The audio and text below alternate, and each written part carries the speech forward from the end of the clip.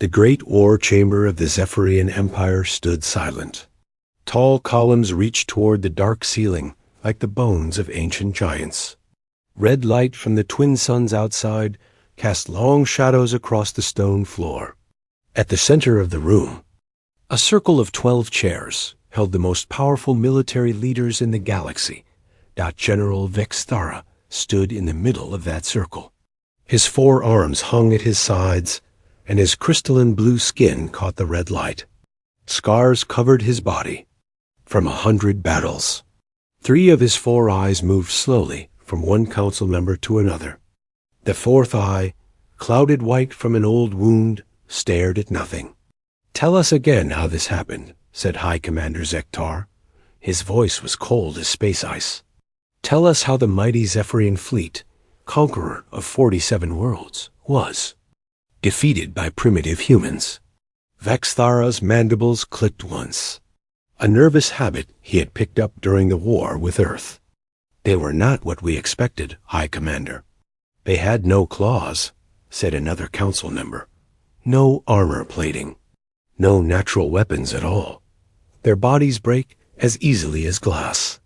"Yes," Vexthara said. "That is what we thought too." The general turned slowly, looking at each face around the circle. These were warriors who had never known defeat. Their empire had spread across the stars for 1,000 years. Every species they met either joined them or died. There had never been a third. Until the humans. "It began 3 cycles ago," Vexthara started. "Our long-range scouts found a small blue world in the outer spiral.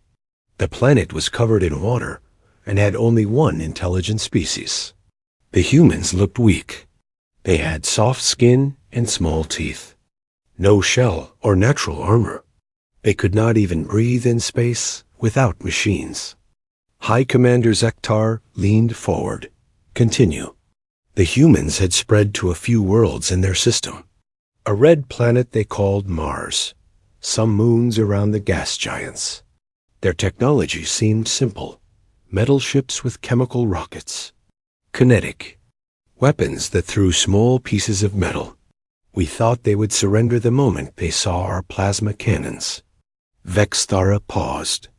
His good eyes focused on a spot on the floor where someone had carved the Zephyrian symbol for victory long ago. How many conquered species had stood in this same spot and told their stories of defeat? "They had been watching us," he said quietly. "We did not know this at first. Their detection systems were better than we thought. By the time our fleet reached their outer worlds, they were ready." "Ready?" Another council member laughed. The sound was like rocks grinding together. "What could they possibly do to prepare?" "They studied us," Vexthara said. "Every ship that entered their space, every communication we sent, every piece of technology we used. They learned our language. In days, they figured out how our weapons worked just by watching us fire them." The room grew quiet. In the silence, Vexthara could hear the distant sound of ships launching from the military port outside. The Empire continued its expansion to other worlds, worlds that were not Earth. The first battle was above their red planet, Vexthara. Continued. Mars, they called it. We sent 50 ships against their small defense fleet, maybe 20 human vessels, old and slow compared to ours. Their weapons could barely scratch our hull plating. "So you won easily," said High Commander Zektar. "No." Vexthara's voice was barely above a whisper. "We did not." The council members looked at each other. Confusion showed on their faces. How could superior numbers and technology fail against such a primitive enemy? The human commander was named Jake Morrison. When we contacted him to demand surrender, he did something we had never seen before. He smiled, not the fierce smile of a defeated enemy, something else, something that made my combat instincts scream danger. Vexthara began, walking around the circle as he spoke. His forearms moved with each step, helping him balance his massive frame. Morrison spoke to us in perfect Zephyrian. He had learned our language while we traveled to their system. He told us we were welcome to try taking Mars. Then he closed the communication channel, and then prompted another council member. Then the humans did something impossible. Instead of running or hiding, they attacked. 20 ships against 50. But they did not fight like any species we had ever encountered. They did not try to match our firepower or outrun our ships. Vexthara stopped walking, his 3 good eyes fixed on High Commander Zektar. They used their own ships as weapons. Captain Morrison ordered his vessels to ram our dreadnoughts while the crews escaped in smaller craft. They turned their cargo haulers into guided missiles. They used the gravity of Mars itself to slingshot attack runs that came from impossible angles. The silence in the chamber was complete now. Even the sound of distant ships had faded. In 1 hour of fighting, we lost 15 ships. Not destroyed by superior weapons or technology. Destroyed by humans who thought of war differently than any species in the galaxy. They fought like they had nothing to lose and everything to gain. 15 ships, repeated High Commander Zektar slowly. That was just the beginning, Vexthara said. We regrouped and called for reinforcements. The humans disappeared into the asteroid fields around Mars. We thought they were hiding. We thought we had won. Vexthara's mandibles clicked rapidly now. The nervous habit was getting worse. We were wrong. They were not hiding. They were learning.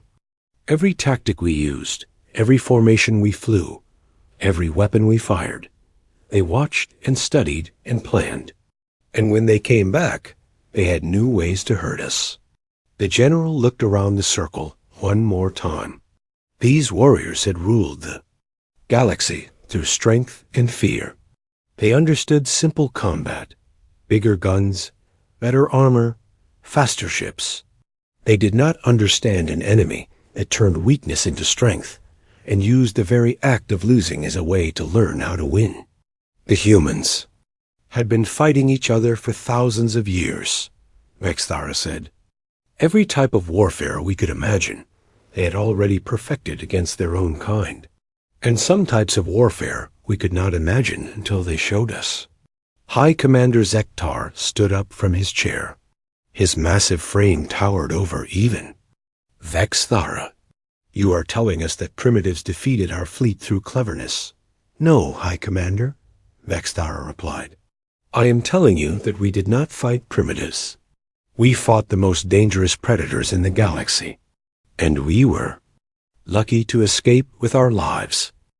High Commander Zektar sat back down slowly. His 4 eyes never left Vexthara. Continue your report, General. Tell us about these dangerous predators. Vexthara moved to the center of the circle again. The red light from outside had grown darker as one of the twin suns set. Shadows danced across his scarred face. After the first battle at Mars, we called for more ships. The human defense fleet had scattered, and we thought they were beaten. Admiral Corfin arrived with 200 vessels, the largest battle group we had ever assembled. The council members leaned forward. This was more like what they expected to hear. Overwhelming force applied to crush a weaker enemy. The humans had retreated to their asteroid belt. Thousands of floating rocks between Mars and the large gas planet they called Jupiter. Perfect place to hide a small fleet. Admiral Corfin ordered a full sweep. We would find every human ship and destroy them. Vexthara paused and rubbed his wounded eye with one of his 4 hands. The human commander was different this time. A female named Lisa Hayes. She had been studying our tactics from the first battle. When we started our sweep, she contacted us directly. What did she say? Asked a council member. She thanked us for the lesson. Said the humans had learned much about Zephyrian combat doctrine. Then she invited us to learn about human combat doctrine. The general began his slow walk around the circle again. His feet made no sound on the stone floor, but his breathing was heavier now. the memories were hard to carry. Commander Hayes had done something we thought was impossible. She had turned the asteroid field into a weapon. The humans had spent weeks moving rocks, setting up hidden supply bases, creating kill zones where our ships would be trapped. "Asteroids cannot hurt our ships," said High Commander Zektar. "Our shields can deflect anything that small." "Yes," Vexthara said. "One asteroid, or 10, or even 100. But Hayes was not throwing single rocks at us. She had somehow calculated the exact speed and trajectory needed to create chain reactions. One asteroid would hit another, which would hit another, which would hit another. Vexthara stopped walking and faced the High Commander directly. She turned the entire asteroid belt into a machine designed to kill Zephyrian ships. And we flew right into it. The silence in the chamber was so complete that Vexthara could hear his own heart's beating. The Zephyrian body had 2 hearts, one for circulation and one for combat stress. Both were working hard now. The first wave of asteroids took out 12 ships. We thought it was luck, bad positioning on our part. Then the second wave hit, then the third. Each one perfectly timed, aimed. Hayes was not just throwing rocks. She was conducting an orchestra of destruction. "How many ships did we lose?" asked another council member. 43, Vexthara said quietly, "in the first hour." Gasps echoed around the chamber. No Zephyrian fleet had ever lost so many ships so quickly. Admiral Corfin ordered a retreat to regroup. But Hayes was not finished with her lesson. As we pulled back, human fighters appeared from hidden bases inside the larger asteroids. Small, fast ships with pilots who flew like they were born in space. Vexthara's mandibles clicked rapidly now. The nervous habit was getting worse, as he remembered. The human pilots did things that should have killed them. They flew between asteroids at speeds that would turn any sane being into liquid. They used the gravity wells of the larger rocks to change direction without slowing down. They attacked our ships from above and below, at angles that should not exist in 3-dimensional space. "Impossible," said a council member. "No organic being can survive those forces." "That is what we thought too," Vexthara said. "But humans are not like other organic beings. They come from a world with high gravity and dangerous weather. Their bodies are built to survive forces that would kill most species." The general resumed his walking. Each step seemed heavier than the last. One of their pilots was named Carl Peters, a sergeant in their military. He did something that still gives me nightmares. His fighter was damaged and losing atmosphere. Instead of retreating to safety, he aimed his ship at our flagship and accelerated. "A suicide run," said High Commander Zektar. "Desperate, but not unusual." "No," Vexthara said. "Not suicide." Peters ejected from his ship at the last second. But instead of using an escape pod, he attached himself to the outside of our hull with magnetic boots. Then he used explosive charges to cut through our armor plating. The council members looked at each other in disbelief. He boarded our flagship, alone, in vacuum, with nothing but a pressure suit and handheld weapons. He moved through space like some kind of predator adapted for the void.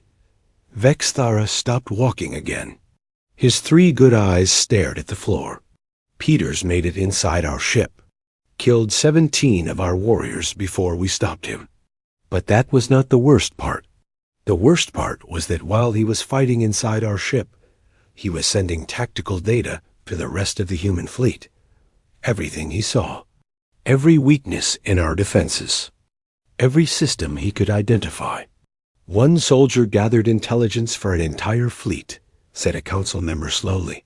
"Yes, and when Peters died, another human took his place. Then another. They kept boarding our ships, one warrior at a time. Each one learning from the last. Each one finding new ways to hurt us." High Commander Zektar stood up again. His massive frame cast a long shadow across the chamber. You are describing individual acts of heroism. Impressive, but not enough to defeat a fleet. That is what Admiral Corthon thought too, Maxthara said. He ordered all ships to maintain distance. No more close combat. We would use our long-range plasma cannons to destroy the humans from a safe distance. Vexthara's mandibles clicked once, sharply. Commander Hayes had been expecting this. The moment we changed tactics, the humans changed too. They stopped trying to fight our ships directly. Instead, they started targeting our weapons. How? Asked another council member.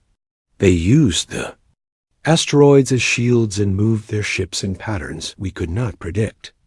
When we fired our plasma cannons, they would disappear behind cover. Then they would pop up somewhere else and fire a single shot at exactly the right spot to disable our weapons. The general's voice grew quieter as he continued. Hayes had studied our technology during the first battle. She knew exactly where to hit each type of ship to do maximum damage with minimum force. The humans were not trying to destroy our vessels. They were trying to disable them. Why? Asked High Commander Zektar. Because disabled ships could be captured. And captured ships could be studied. Every Zephyrian vessel Hayes took gave her more information about our technology, our tactics, our weaknesses. Vexthara looked around the circle one more time. By the end of the second day, Admiral Corthon had lost 90 ships. Not destroyed, captured. The humans were using our own vessels against us. And they were learning how to use them better than we did. The silence that followed was longer this time. The council members were beginning to understand that this was not a story about a simple military defeat. This was something much worse. Commander Hayes sent us one final message before we retreated, Vexthara said. She told us the lesson was over. She said the humans had learned everything they needed to know about fighting Zephyrian fleets in space. Vexthara's voice dropped to barely above a whisper. Then she thanked us for the practice. The war chamber had grown cold as the second sun disappeared behind the horizon. Emergency lighting cast harsh white beams across the stone floor.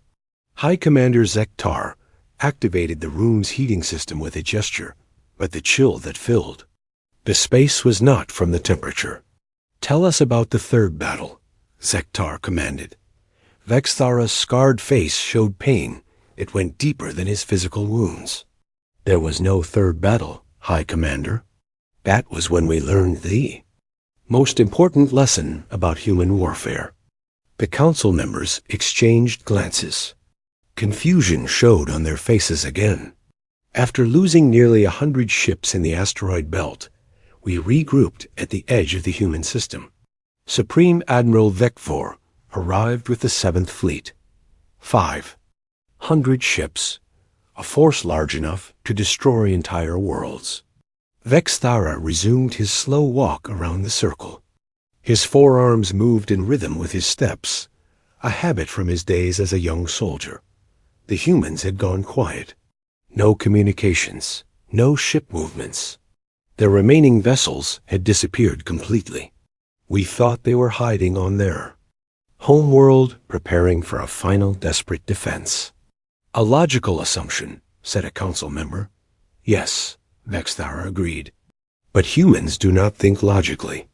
They think strategically.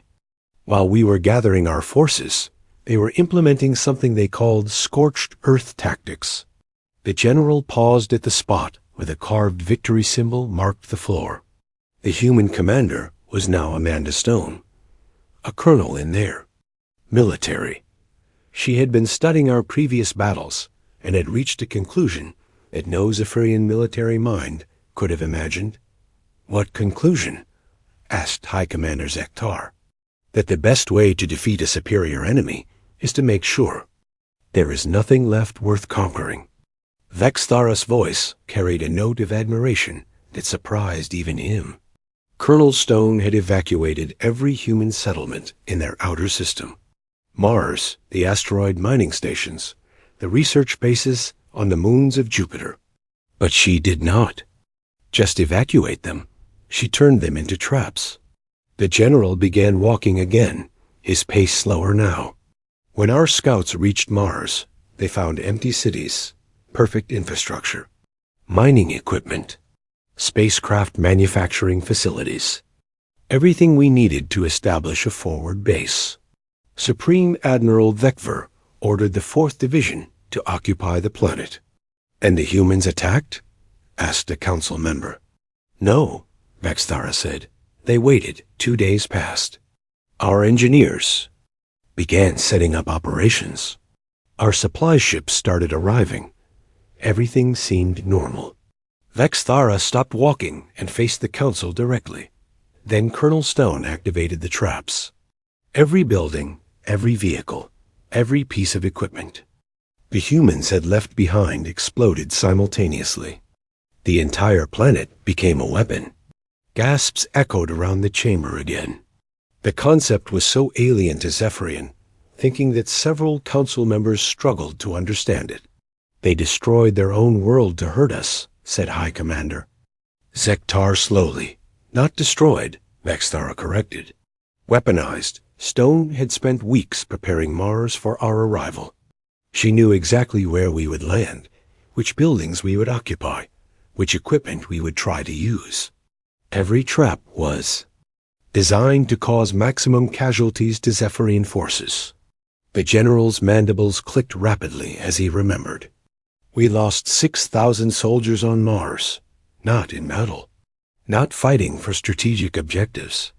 They died because they touched a door handle or sat in a chair or tried to use a human computer terminal.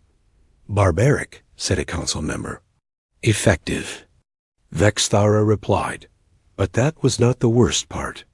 While our forces were dying on Mars, the humans were broadcasting everything across our communication networks. Broadcasting what? Detailed instructions on how to build the traps, technical specifications for the explosives, video recordings of Zephyrian soldiers dying. They were teaching every species in the galaxy how to fight us.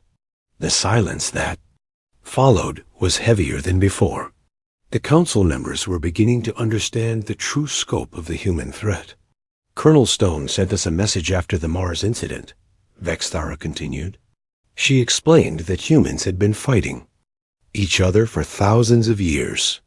Every type of warfare we could imagine, they had perfected, including warfare against superior enemies. Vexthara moved to the center of the circle again. She told us that humans had faced extinction many times in their history, from natural disasters, from diseases, from wars with each other. But they had never faced extinction from an outside enemy. She said this was a new experience for them, and they were enjoying the challenge. Enjoying it? High Commander Ziktar's voice was sharp. Yes, Stone said that fighting for survival brought out the best in human nature. That facing impossible odds made them more creative, more determined, more dangerous. The general's 3 good eyes reflected the harsh white light from above. She was right. After Mars, the humans began doing things that violated every principle of civilized warfare. They started targeting our supply lines, but not in the way we expected. Instead of attacking our cargo ships, they would board them, take what they needed, and leave behind human-made equipment. What kind of equipment? Asked a council member. Gifts, Vexthara said. Food that tasted better than our standard rations. Entertainment devices loaded with human music and stories. Medical supplies that worked better than our own. The council members looked confused again. I do not understand, said High Commander Zektar. Neither did we, Vexthara said. Until we realized what was happening. The humans were not just fighting our military forces. They were fighting our entire culture. Every Zephyrian who tasted human food or listened to human music or used human medicine began to question why we were fighting them. Vexthara's voice grew quieter. Stone had weaponized kindness. She was turning our own soldiers against us without firing a shot. Impossible, said another council member. Zephyrian loyalty cannot be bought. No, Vexthara agreed. But it can be confused. When our warriors saw that humans were capable of creating beautiful art and delicious food and effective medicine, they began to wonder if these were really the primitive savages we had been told to conquer. The general resumed his walking, but his steps were unsteady now.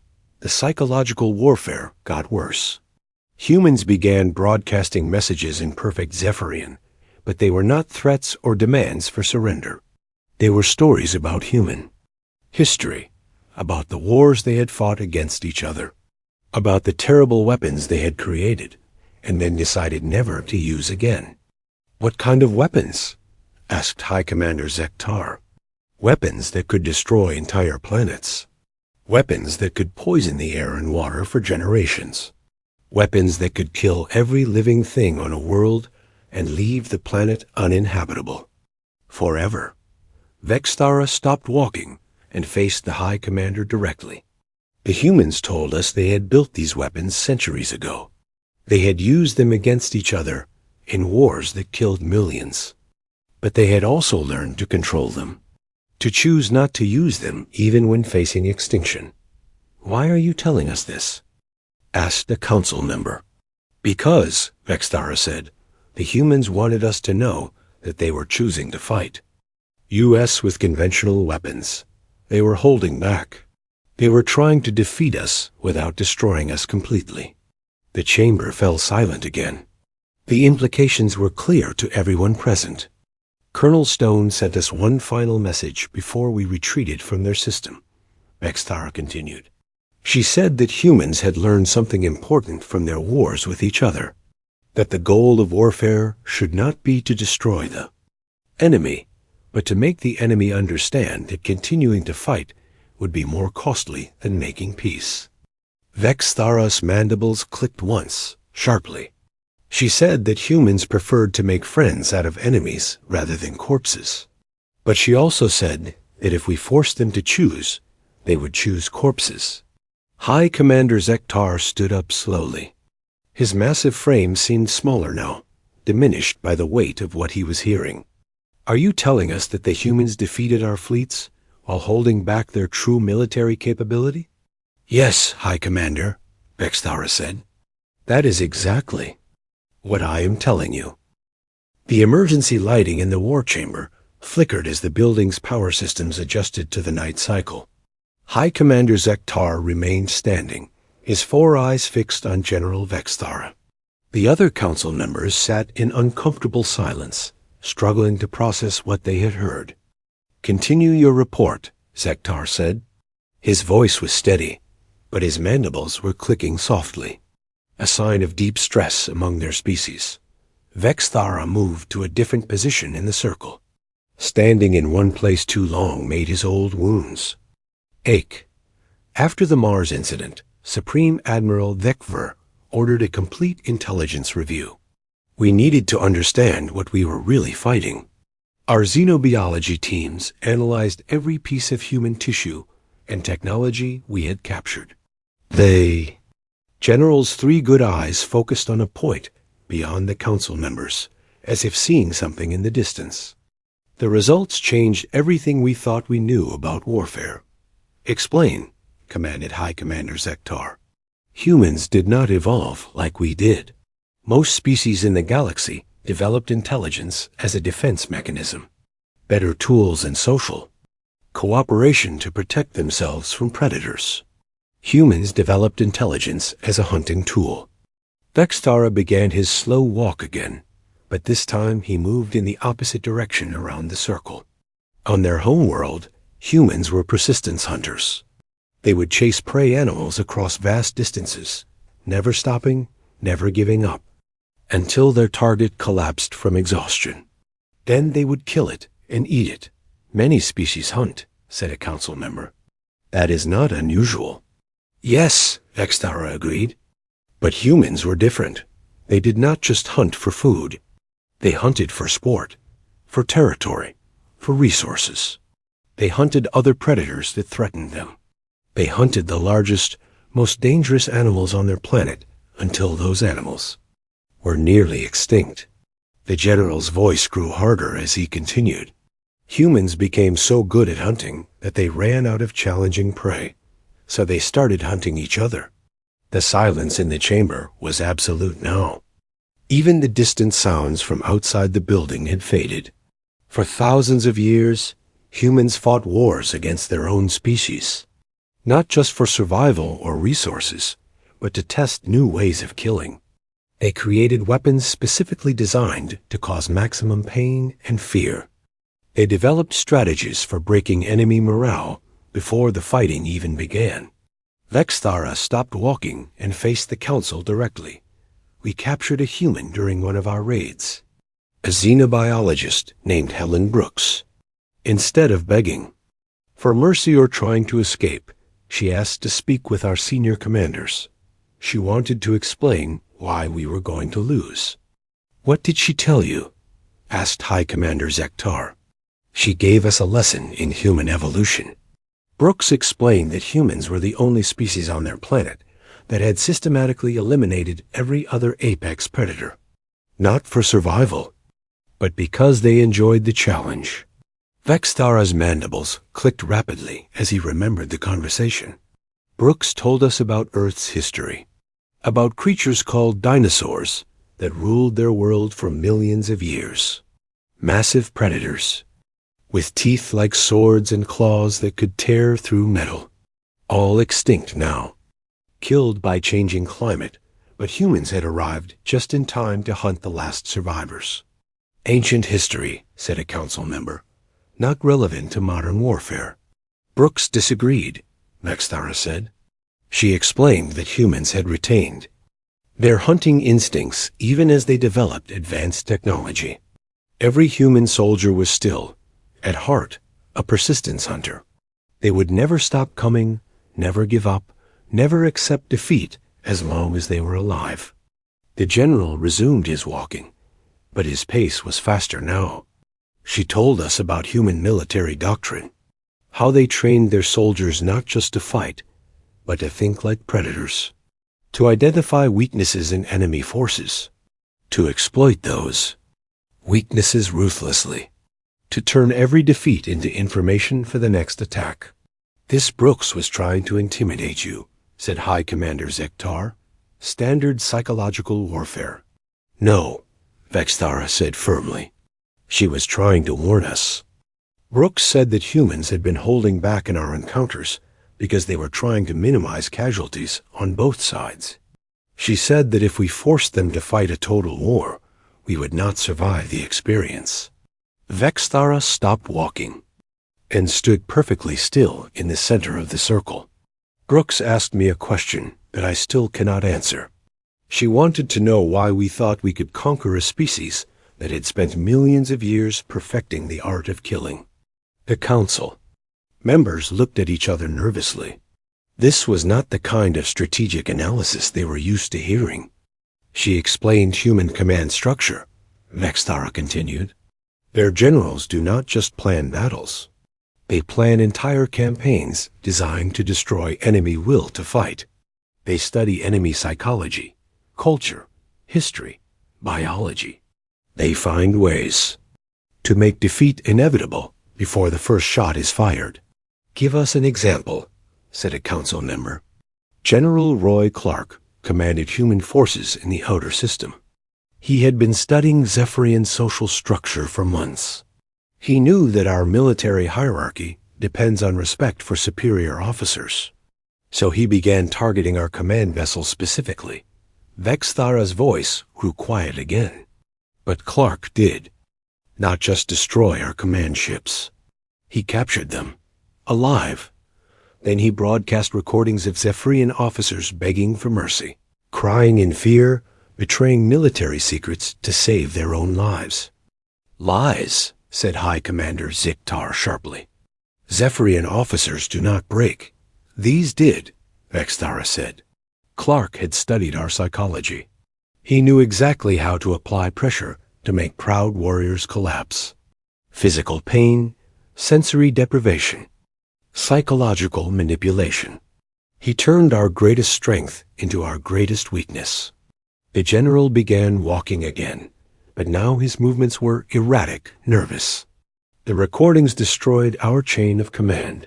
When ordinary soldiers saw their officers begging humans for mercy, they began to question orders. Unit cohesion collapsed.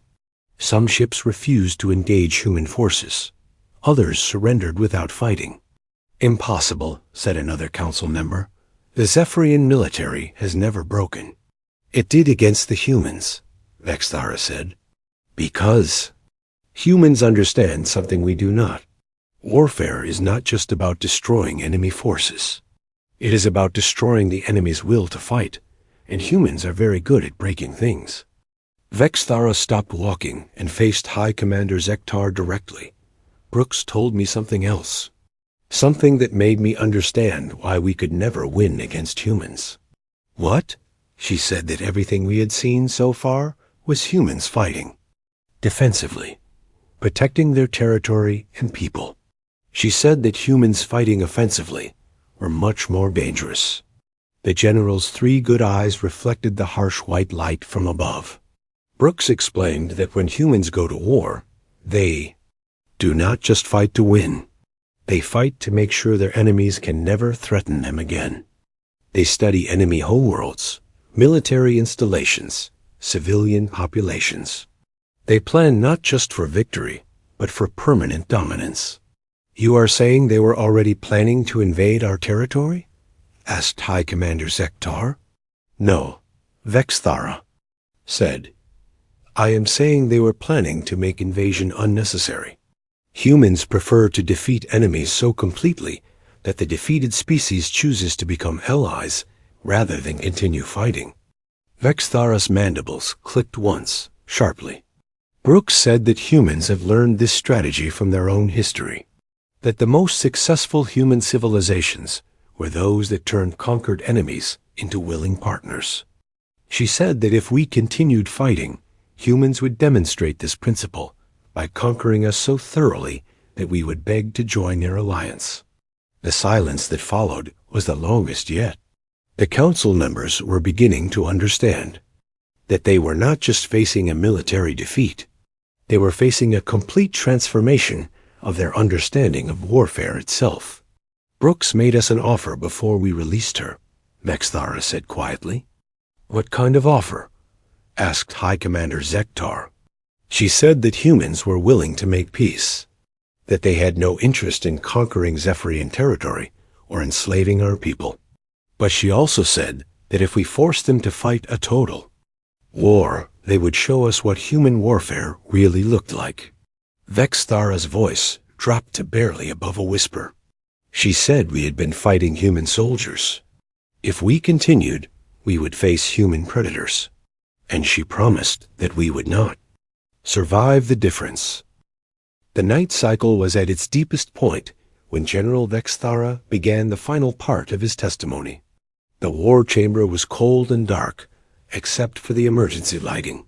High Commander Zektar had not moved from his standing position for over an hour. The other council members sat like statues, afraid to make any sound that might interrupt the story. "Tell us about the end," Zektar said. His voice was barely above a whisper. Vexthara nodded slowly. His 3 good eyes were focused on the floor, but his mind was seeing events from 3 cycles ago. Supreme Admiral Vekfer refused to believe the intelligence reports about human capabilities. He said that no species could be as dangerous as our xenobiology teams claimed. He ordered one final assault on the human home system. The general's forearms hung at his sides as he spoke. The nervous energy that had driven his pacing was gone now, replaced by a deep weariness. "We assembled the largest fleet in Zephyrian history. 800 ships from across the Empire. Every type of vessel we had ever built. Dreadnoughts, carriers, destroyers, support craft. It was a force capable of sterilizing entire worlds." "Surely that was enough," said a council member. "We thought so," Vexthara replied. The human system looked defenseless. Their remaining ships had withdrawn to orbit around their home world, maybe 50 vessels against our 800. The odds were impossible.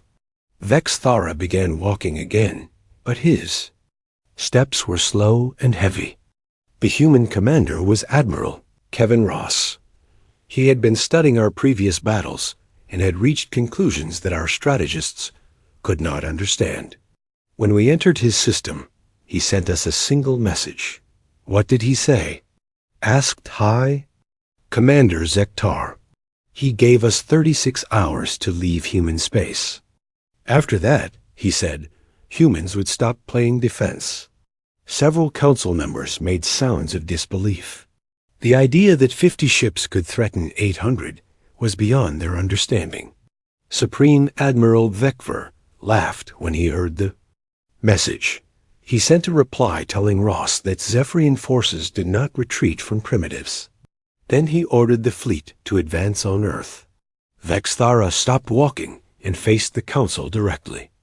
That was when we learned what human warfare really looked like. The general's voice became flat and emotionless, as if he was reading from a technical report. The attack began exactly 36 hours after Ross's deadline.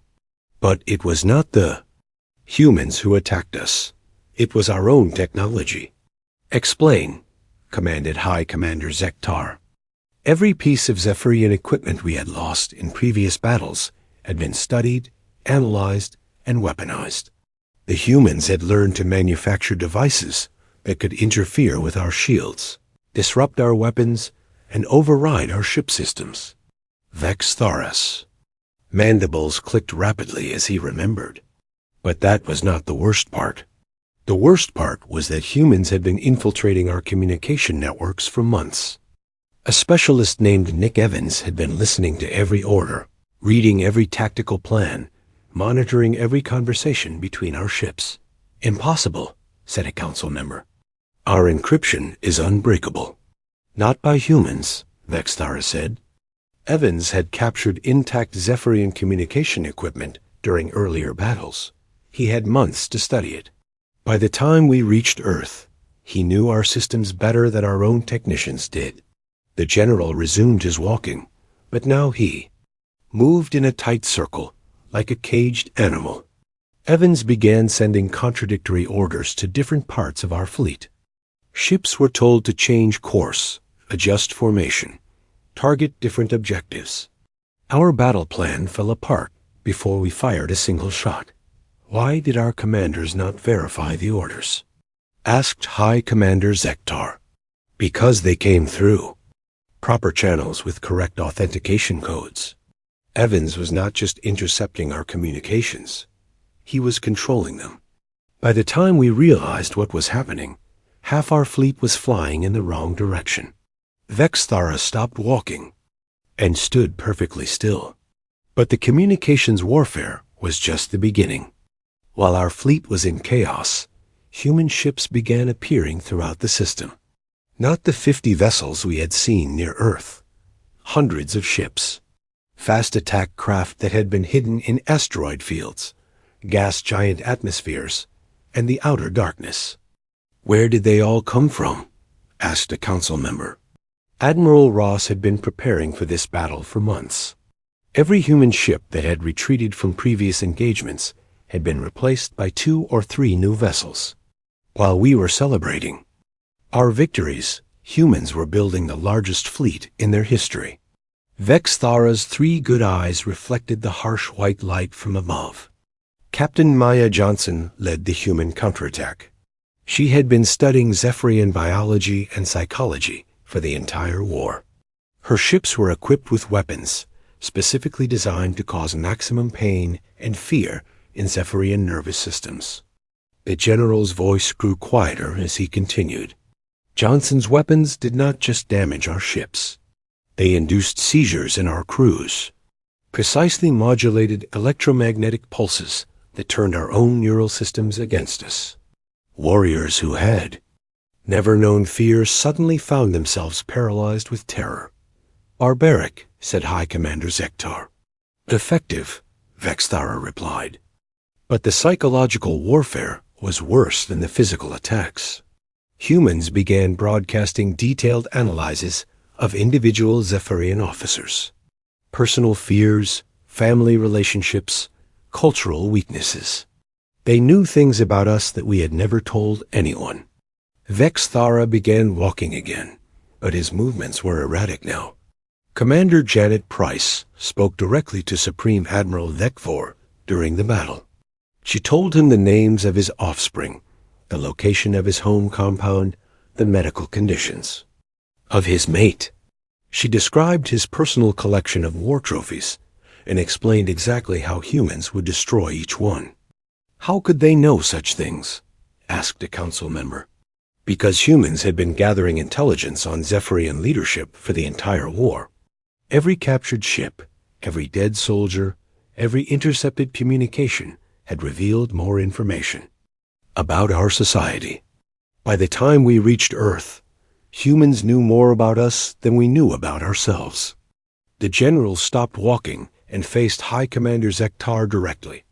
Price made Supreme Admiral Vekfor an offer. She said that humans had detailed plans for attacking every Zephyrian world in the Empire. Complete tactical analyses of our defenses, our military installations, our civilian populations. She said this battle was just a demonstration of human capabilities. A bluff, said Zektar. They could not possibly have such information. She proved it was not a bluff, Vexthara said. Price transmitted detailed schematics of our homeworlds, orbital defenses, structural analyses of our most secure military facilities, personal files on every member of this war council. The silence that followed was complete. The council members looked at each other with growing horror. Price told Supreme Admiral Vekfor that humans preferred to make allies rather than enemies. She said that if we withdrew from human space and never returned, humans would be content to develop their own territory in peace. Vexthara's voice dropped to barely above a whisper.